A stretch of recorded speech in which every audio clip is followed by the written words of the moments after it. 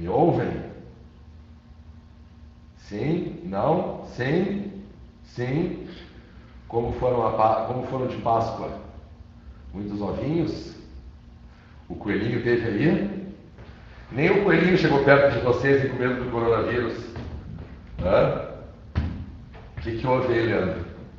Fudeu? O que eu não estou aparecendo aí?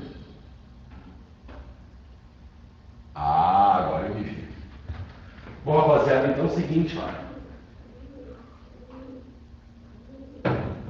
Vamos seguir a nossa última aula, tá? Vocês lembram onde a gente parou? A gente viu o movimento circular e depois a gente entrou na chamada primeira lei de Newton, onde a gente definiu uma coisa chamada de inércia, né? Que foi uma descoberta do Galileu e depois lá a gente chegou na primeira lei de Newton. Eu vou colocar ela aqui no quadro, depois a gente vai para a segunda lei. Eu só quero discutir mais um caso da primeira lei, tá? Que eu acho que é um caso bastante importante. Nós vamos fazer um resuminho. A gente na aula passada viu a primeira lei de Newton, né? Primeira lei, que era a chamada lei da inércia. Ok? Vocês lembram o que dizia a lei da inércia? A lei da inércia dizia o seguinte, que se a força resultante sobre um corpo for zero, o corpo se encontra no estado de inércia. Tá? Lembrando que a inércia é a tendência natural que todo o corpo massivo tem de manter a velocidade que ele está. Isso quer dizer, se teu corpo estiver parado, qual a vontade dele? Ficar parado. Agora, se ele já estiver animado com uma determinada velocidade, ele vai tender a manter essa velocidade. Tranquilo? Pessoal, a gente vê muito a questão da inércia dentro de um carro. Tá? Eu vou dar alguns exemplos clássicos de inércia dentro de carro para vocês. Por exemplo, vamos supor que tu está parado de carro e daí uma pessoa que está dirigindo acelera. Tu não sente grudando no banco? Tu sente grudando no banco, né? Na verdade, o que é isso? É tu tentando ficar no mesmo lugar. A gente tem a impressão que o banco é que nos empurra para frente, mas na verdade a gente está tentando ficar no mesmo lugar. Óbvio que quando a gente deforma o banco acaba empurrando. Mas isso é uma questão inercial. Outro caso de inércia é quando tu está a 100 por hora e tu bate, e tu vai parar no para-brisa. O banco foi que te jogou contra o para-brisa? Não, isso é a tua tendência natural. Então, vou pegar um exemplo. Vamos supor que tu está lá, andando de carro, a uma determinada velocidade lá de 100 km por hora, ok? Daí tu está sentado no teu carro lá bonitinho, certo? Se o carro está 100 km por hora, tu também está 100 km por hora. Ok? Daí dá o azar de tu encontrar um poste. O que vai acontecer? O teu carro vai parar, porque ele vai receber uma força feita pelo poste. O poste é algo externo ao carro, então o carro quer ir, mas o poste que é externo ao carro aplica uma força no carro para o carro parar. E tu, como tu é feito de massa, a tendência vai ser de tu permanecer nesse estado de movimento que tu estava.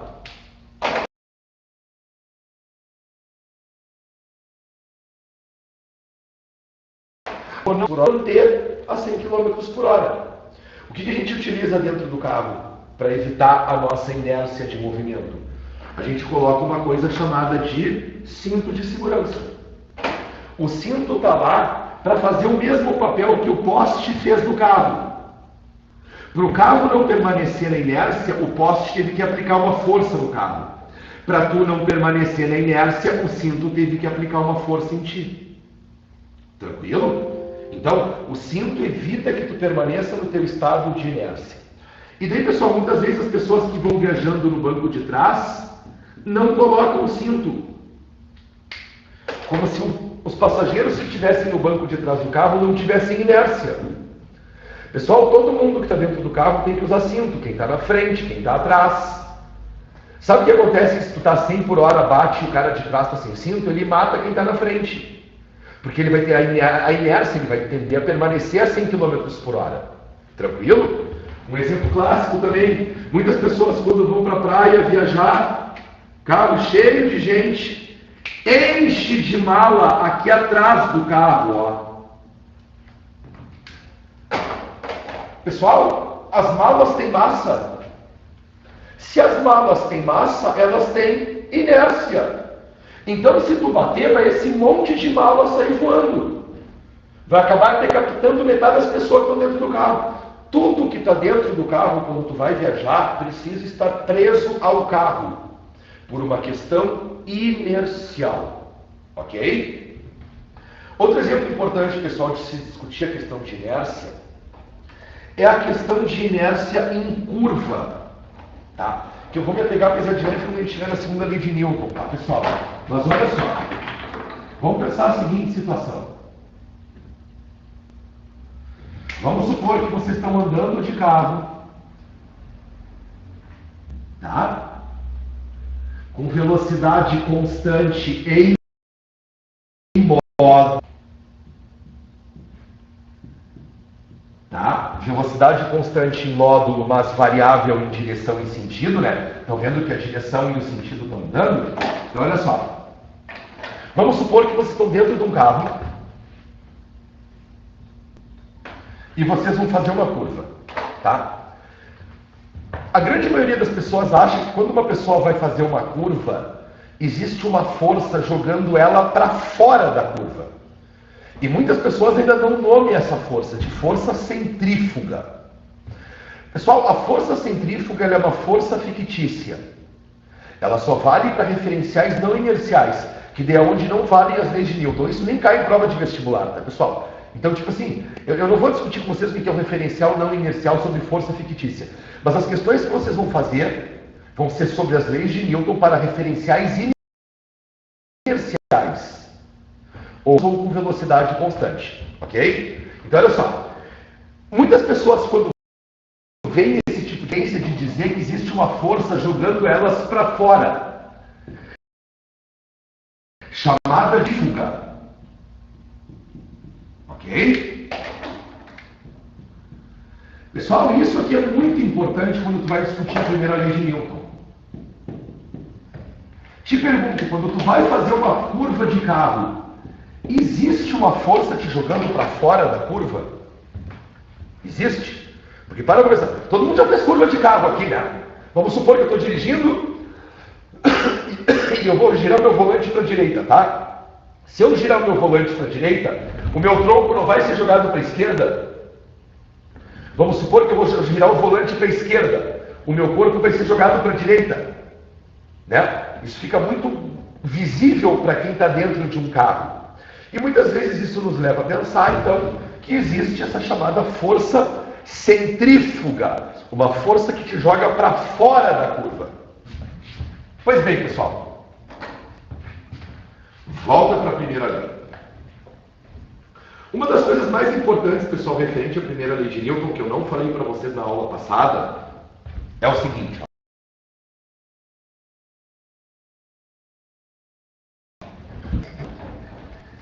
Que para ter força,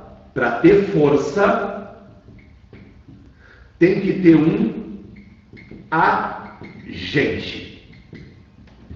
Ok? Toda a força necessita de um agente. E o que é o agente? É aquele cara que vai fazer a força, ou aquele corpo que vai fazer a força. Por exemplo, está aqui o apagador, ó. Para aparecer uma força nele, vai lá, cameraman, acompanha o apagador. Para aparecer uma força no apagador, tem que ter um agente. Eu, apagador, força lá.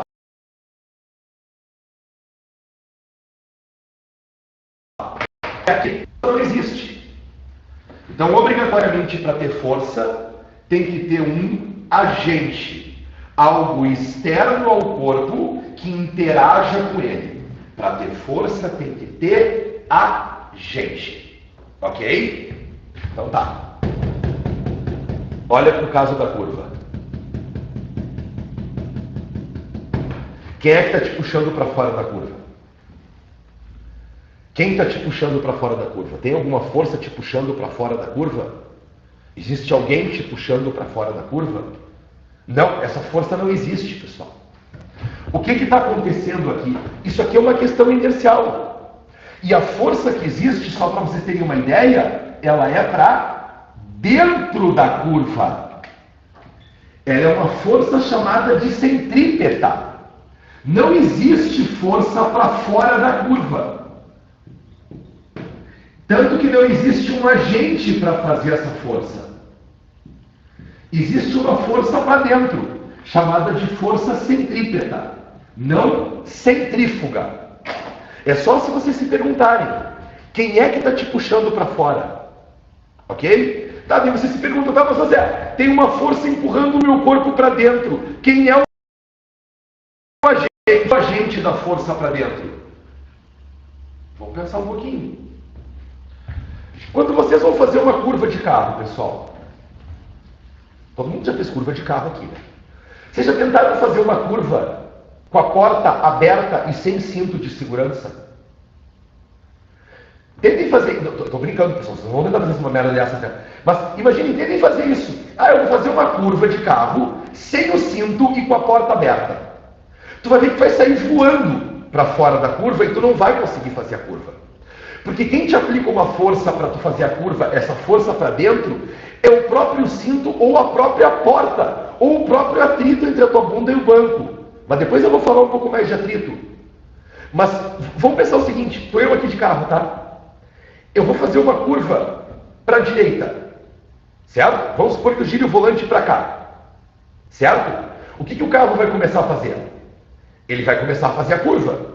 Afinal de contas, eu estou direcionando o atrito para o carro começar a fazer a curva. Então, o carro começa a fazer a curva. Mas qual a tendência do meu corpo mesmo, se eu já estou em movimento? A tendência é o NRU. Então, olha só. O teu corpo vai tender a fazer isso aqui. Ok? O teu corpo tem inércia. Ele vai tender a fazer isso aqui, ó. Seguir uma trajetória retilínea. Só que o que o carro vai fazer? O carro vai tender a entortar. Porque tu entortou as rodas dele. Então, o que está vendo, pessoal, que está acontecendo entre a porta do carro e o teu corpo? O carro está indo para cima de ti. E a porta do carro está te empurrando para o centro da curva. Não é tu que está sendo jogado para fora. Tu está tentando seguir a tua inércia, manter a tua linha reta. Enquanto a porta do carro vem para cima de ti e te joga por meio da curva. Isso dá para quem está dentro do carro uma impressão que ele está sendo jogado contra a porta, mas é a porta que está vindo para cima dele. Então, pessoal, pelo amor de Deus, sempre que vocês quiserem colocar uma força no problema, tu tem que te perguntar isso aqui, ó. Quem é que está fazendo a força? Quem é o agente? Se tu não encontra o agente, é porque não existe força. É a tua inércia que está atuando. E não confundai-vos inércia com força. Pessoal, inércia é uma propriedade do próprio corpo. Força é algo feito por alguém externo ao corpo. Deu para entender a diferença? Inércia é uma propriedade do corpo. Força é produzido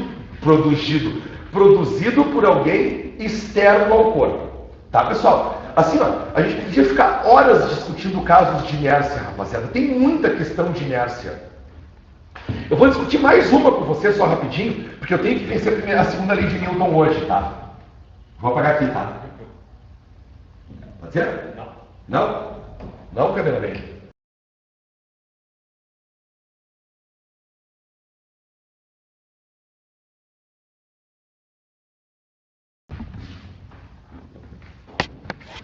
Voltemos, pessoal? Todo mundo me escutando? Escutando? Escutando? A imagem está trêmula? Todo mundo me escutando? Então, olha só, pessoal, uma questão, pessoal, assim, ó, rapaziada, tá mais batida que sei lá o que nas provas que vocês vão fazer. Que é essa questãozinha simples aqui. Imagina tem um elevador, tá? Um elevador. Tá? Elevador. Daí eles te dizem assim, ó. Esse elevador está subindo com velocidade constante, tá? Esse elevador está subindo com velocidade.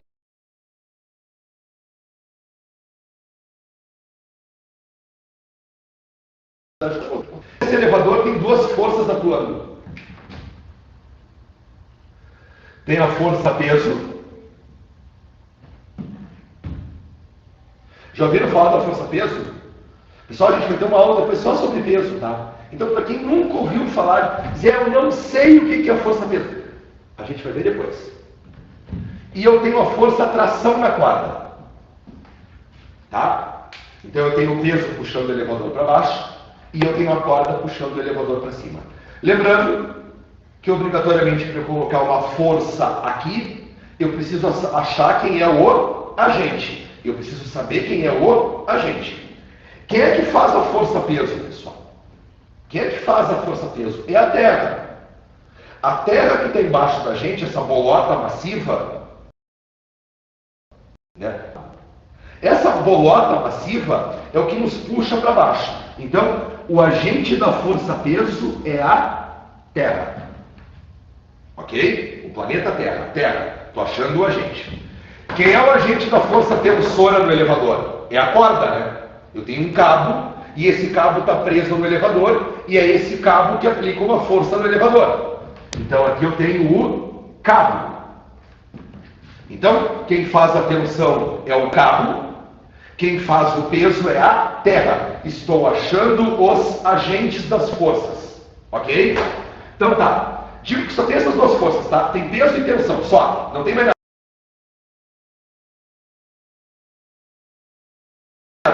Despreze qualquer relação entre peso e tensão. Qual a relação entre peso e tensão? A. A tensão é maior que o peso. B.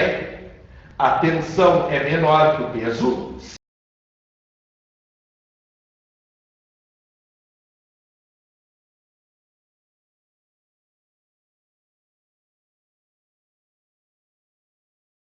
C. É igual. Pessoal, esse tipo de questão você não tem nem que pensar.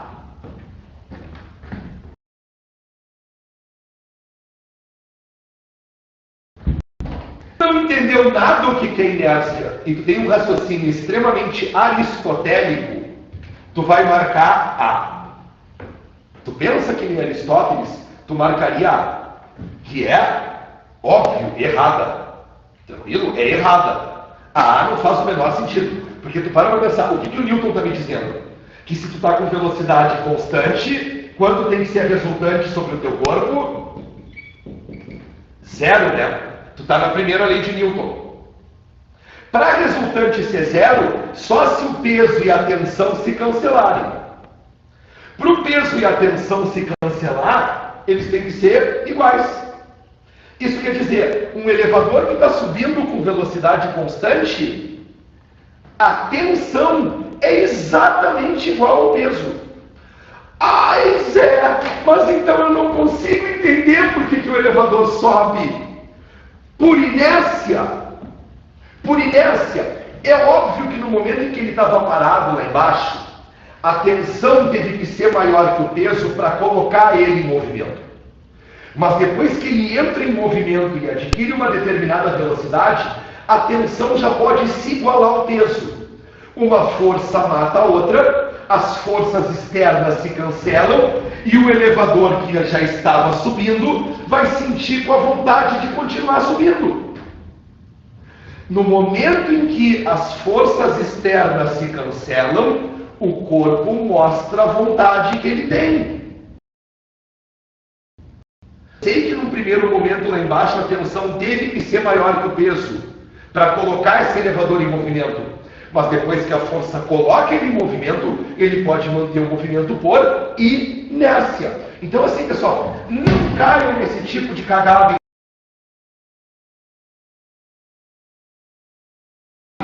Pelo amor de Deus, aristotélico. Ok? Deu para entender, pessoal? Vou dizer, é um tipo de questão muito simples, e que 80% dos alunos erram, pessoal.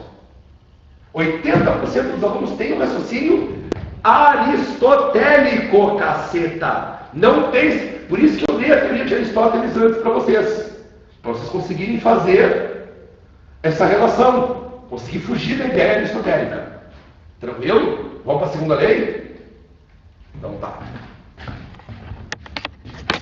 Desliga um pouquinho, vou apagar aqui. Não? Deixa ligado?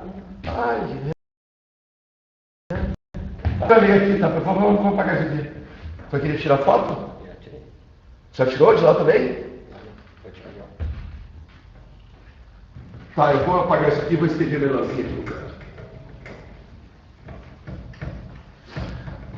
Então, olha só, rapaziada. Enquanto a primeira lei de Newton vai estar trabalhando com resultante igual a zero,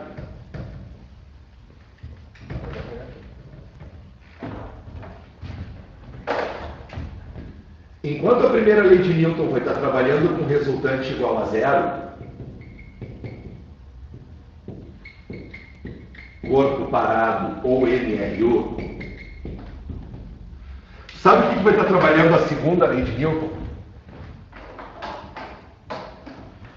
Com uma resultante diferente de zero. Então vamos colocar aqui, ó. Segunda lei de Newton. Conhecido também como princípio fundamental da dinâmica. Tá? Princípio fundamental da dinâmica. Então, olha só, pessoal. É bom vocês conseguirem fazer o comparativo da primeira com a segunda lei, tá? Vocês entenderem? Porque, tipo, uma questão é essencial quando tu olhar para a questão, tu saber para qual lei de Newton tu vai ir. Qual lei de Newton a questão está te perguntando, né? Então, olha só, rapaziada. A segunda lei de Newton vai ser para quando?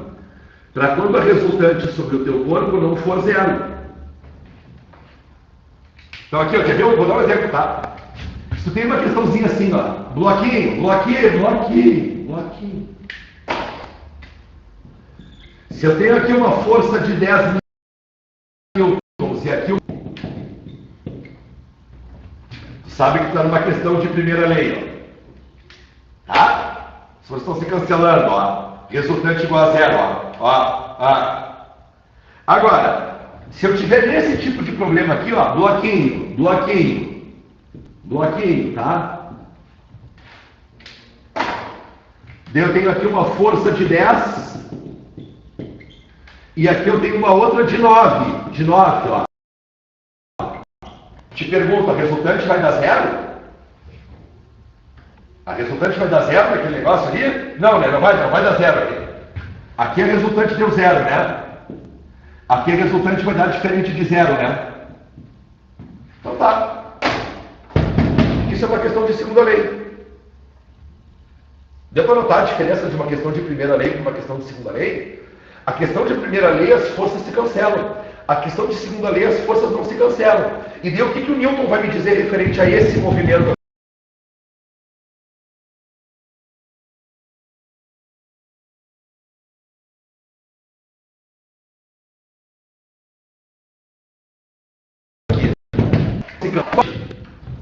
A tua velocidade vai mudar.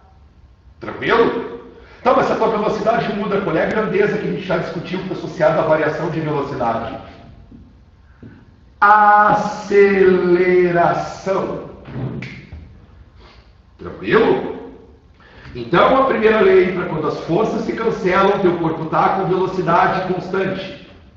Dentro da segunda lei, que é para quando as forças não se cancelam, o teu corpo vai variar de velocidade.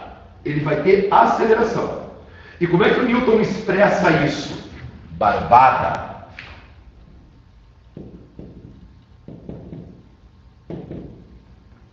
Tá aí.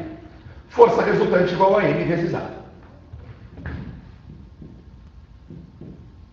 Certo? Eu sei que vocês aprenderam aquilo ali, decoraram aquilo ali, até por alguma frase meio, né? Sei lá, física, meu amor. Fernanda me ama, alguma merda dessas que vocês decoraram, F igual a MA. Tá? Pessoal, vocês podem decorar da maneira que vocês quiserem. O que eu gostaria é que vocês aprendessem a ler aquela equação ali. Vocês conseguem ler aquela equação? O que aquela equação diz? Né? Para aquele cara que decora a equação por uma frase meio retardada, né? Física, meu amor, ainda física, meu amor, esquece o L ainda aqui, né? Que tosqueira. Olha só, pessoal. O cara que decora isso aqui, não, que eu sou contrário a decorar a equação por frase. Mas eu acho que é bom que também dá um significado, tá? Para a equação que você está decorando. Essa equação me diz mais ou menos o seguinte, ó. Vamos supor que eu tenho um corpo de massa M, tá? Vamos supor que eu tenho um corpo de massa M, ó. Massa M, tá? M. Corpo de massa M, ó. Vamos supor que sobre esse corpo de massa M atue uma força resultante. Ó, então eu tenho um corpo de massa M e eu vou ter uma força resultante. O que vai acontecer se uma força resultante atuar no corpo de massa M? Ele vai variar de velocidade. Ó, variou, não variou? É isso que a segunda lei de Newton está te dizendo. Se tu tem um corpo de massa M e sobre esse corpo atua uma força, essa força vai gerar nesse corpo uma variação de velocidade. Isso quer dizer...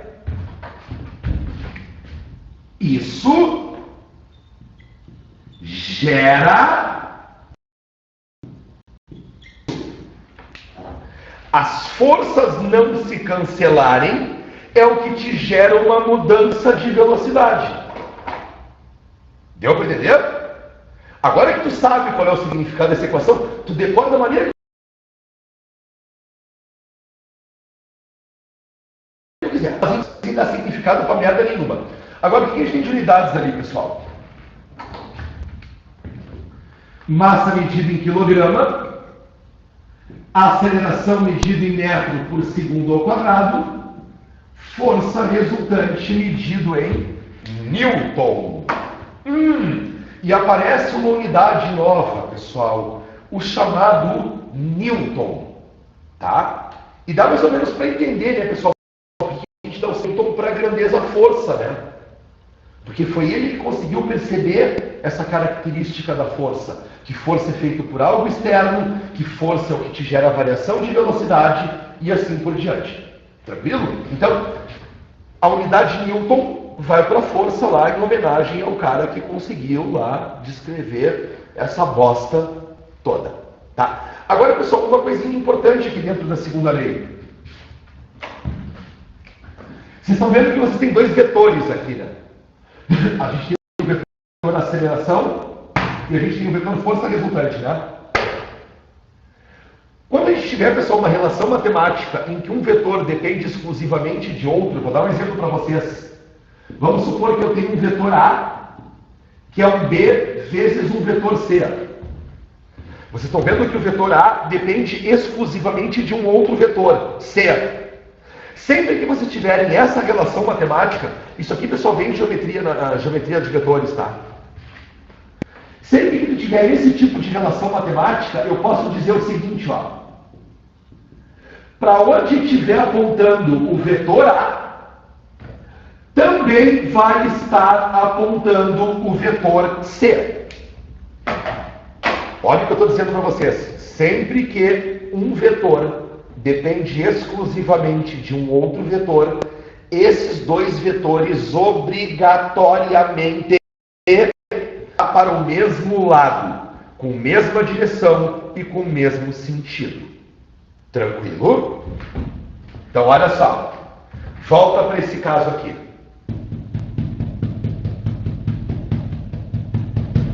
Se eu tenho uma força de 10 para lá e eu tenho uma de 9 para cá, a resultante vai dar 0?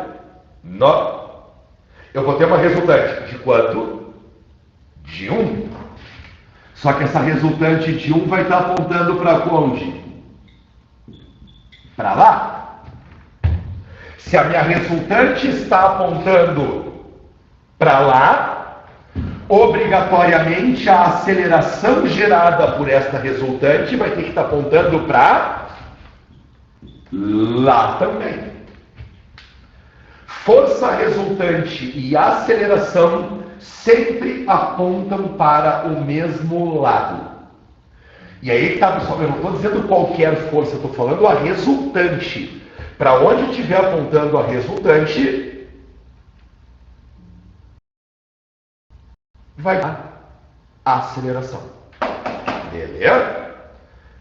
Cameraman, quanto tempo tem? Puta, cameraman 10. Então tá, pessoal. Agora olha só.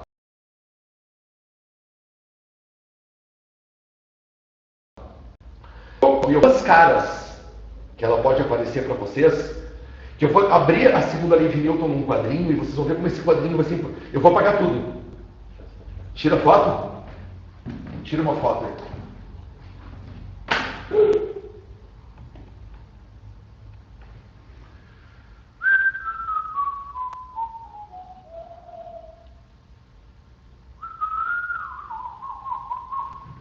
Dá para apagar tudo?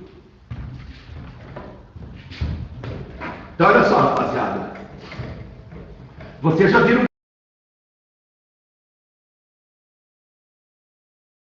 comigo os movimentos dele? Então tá. Então olha só.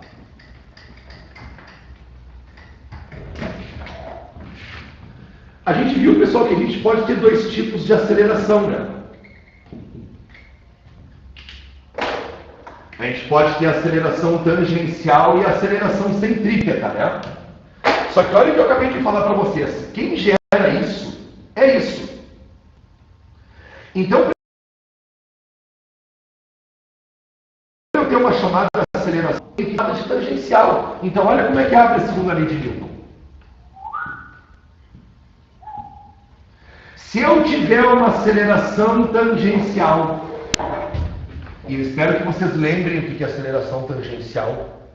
Aceleração tangencial é aquela que faz a velocidade aumentar ou diminuir. É essa aqui, ó. ΔV por ΔT. A tangencial é a que aparece paralela a V. Para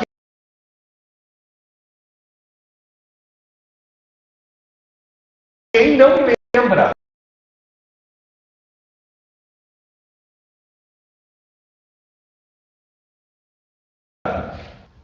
com velocidade que diminui, eu posso ter uma bolinha vindo para a esquerda com velocidade que aumenta, eu posso ter uma bolinha vindo para a esquerda com velocidade que diminui. Lembram?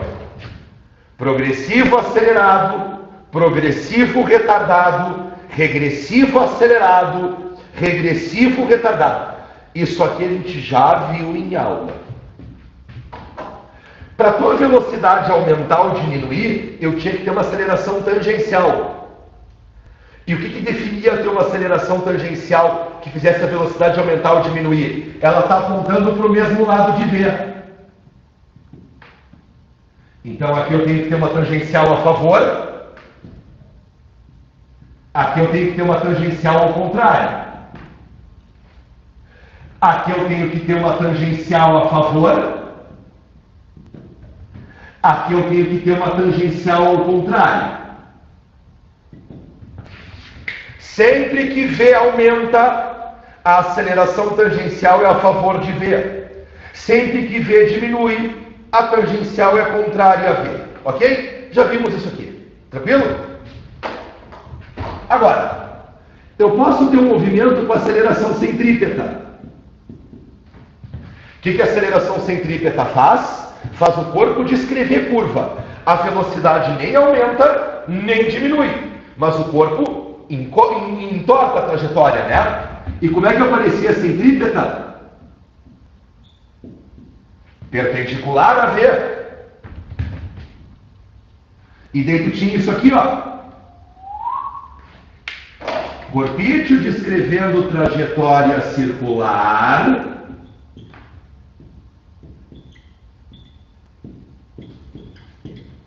E a tua aceleração apontava para o centro.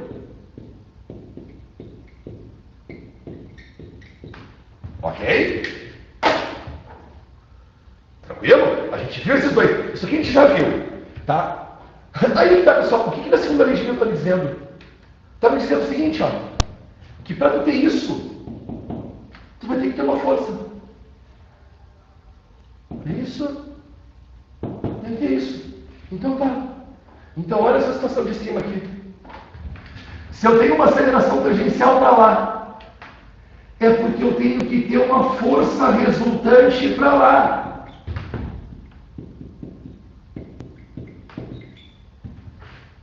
Ah, você está colocando aquele carinha azul. Pessoal, aquele carinha azul é só para representar o agente.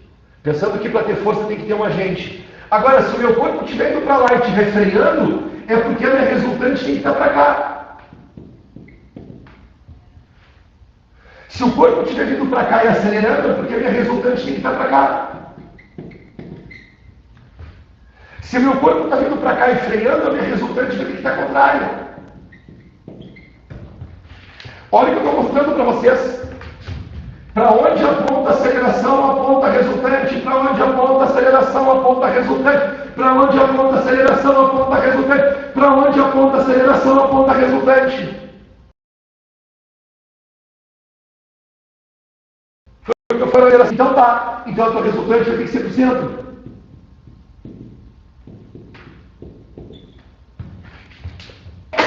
Para onde estiver apontando isso, vai estar apontando isso. Agora, se a minha resultante for desse tipo, como é que tu calcula? Olha, pessoal, se for uma resultante tangencial, é a massa vezes a aceleração tangencial, que é delta V por delta T. Agora, se tiver um problema assim, a minha resultante vai ser o quê? Centrípeta. Mas como é que calcula a aceleração centrípeta? V ao quadrado sobre R. Então, pessoal, a minha resultante ela pode aparecer de duas caras diferentes. Ok? Ela pode aparecer como uma resultante tangencial, que é o que causa aceleração tangencial, que faz a velocidade aumentar ou diminuir. Ou a minha resultante pode aparecer na cara de centrípeta, que é o que gera a aceleração centrípeta, que faz a velocidade entortar. E daí o que vocês veem aqui? Que tipo de movimento é esse aqui, pessoal? M, R, U, V. Que tipo de movimento é esse aqui? M, C, U. De Newton. Força resultante igual a zero. Ou parado, ou M, R, U. O que o Newton está fazendo com as duas leis, pessoal? Para que está servindo as duas leis de Newton? Para explicar por que os movimentos acontecem de tal maneira em cima da ideia de força. Eu estou explicando o repouso, eu estou explicando o NRU, eu estou explicando o NRUV e eu estou explicando o MCU. Tranquilo? Então é para isso que servem as leis de Newton, pessoal. Para explicar o porquê que os movimentos acontecem, utilizando o conceito do que é uma força. Tranquilo? Mas se vocês quiserem decorar essas equações com musiquinha, não sei o que, e não entender merda nenhuma, fica a casa de vocês. Eu acho que é extremamente importante, pessoal, tu ter essa ideia. Vocês vão ver como as leis de Newton depois vão ser importantes para a gente resolver problemas de mecânica. E não é só questões de primeira e segunda lei de Newton, pessoal. É sobre toda a mecânica. Tranquilo, rapaziada? Amanhã a gente se encontra? Sim? Então tá. Beijo para todo mundo. Fiquem em casa, tá? Estamos conseguindo aí entortar a curva para baixo, tá, pessoal? Sigam o isolamento. Beijo para todo mundo, bons estudos. O que tem? Pergunta? Ih, tem pergunta. Ai, para aí, pergunta. O quê? Vou para aí? Ai, espera aí, tô chegando.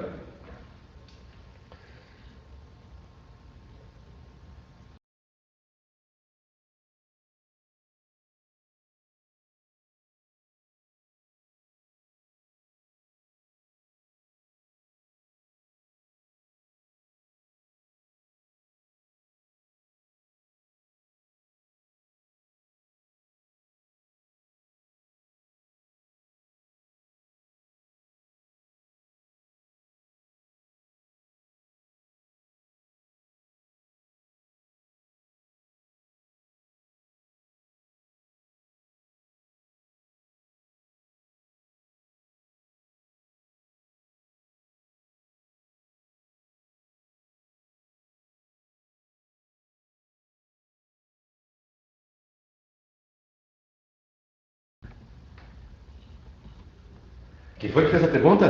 Não me lembro.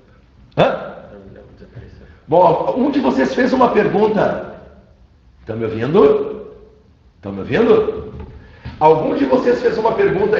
Pessoal, é que eu li a pergunta ali e apagou, eu não vi quem foi que fez a pergunta, tá? Mas é uma pergunta bem pertinente, tá? O cameraman, vira a câmera para cá. Olha só. A pessoa perguntou o seguinte, ó.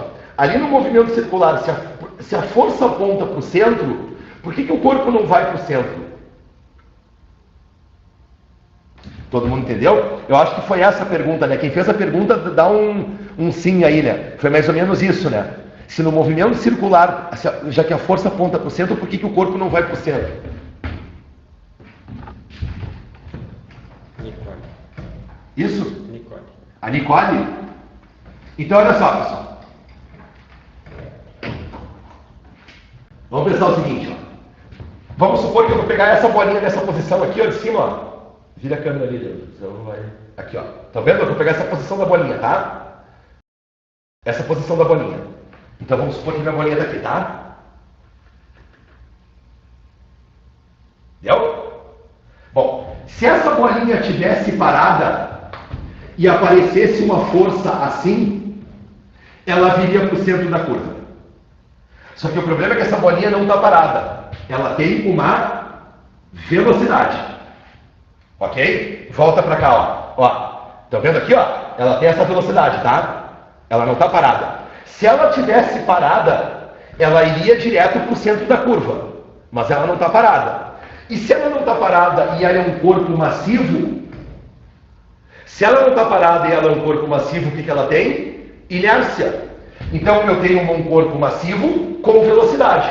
Então qual a tendência desse corpo? Seguir em linha reta.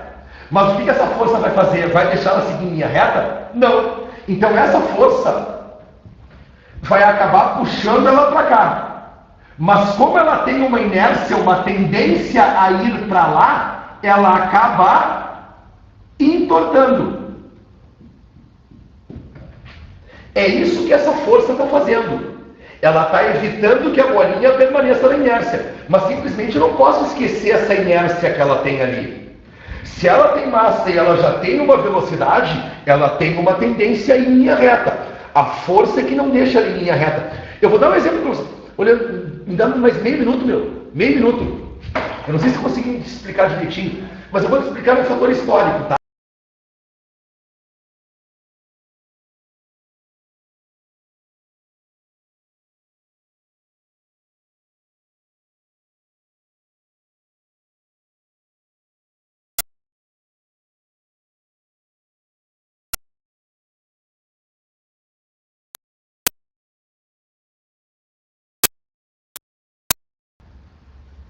De novo, te faço a pergunta, quem é o agente?